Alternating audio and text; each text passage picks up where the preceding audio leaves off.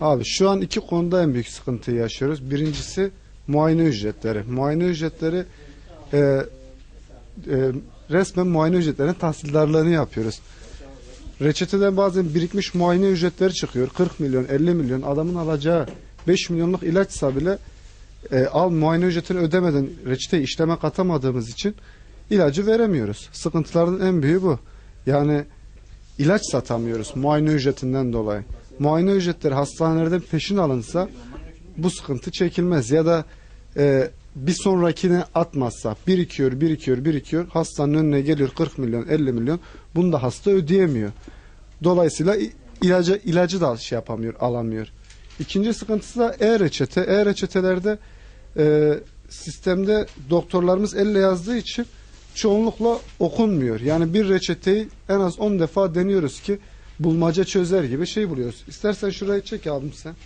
Mesela burada bir V, şu 1 mi, I mı, 9 mu, G mi, X mi, Q mu, O mu, H mi, M mi? Yani hiçbiri belli değil yani.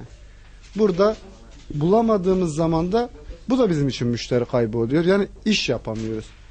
Hem medula sistemi giriş yapmıyor. Hastaları bekletmek zorunda kalıyoruz. 1 saat, 2 saat sisteme giremiyoruz. Bu sefer de reçeteler birikiyor. İlacı verip gönderemiyoruz çünkü kaydı olmayan, yani kayıt yapmadan ilaç veremiyoruz. Bu da hastayla bizim aramızda büyük bir sıkıntı oluyor.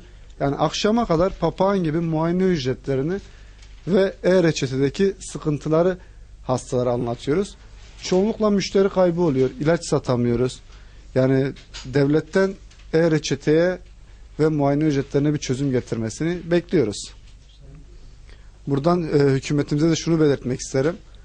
Vatandaş şikayetçi. Hem e-reçeteden hem muayene ücretlerinden şikayetçi. Yani aslında yapılan iş iyi ama zemin oturtulmamış. Yani doktorlar güzel yazsa, muayene ücretleri hastanelerden peşin tahsil edilse ne biz müşterilerle yüz göz oluruz ne de onlar bu kadar sıkıntı çeker. Yani müşteriler hiç de memnun değil. Bunu diyebilirim yani. Çünkü de en az 10 dakika, 15 dakika izah ediyoruz durumu.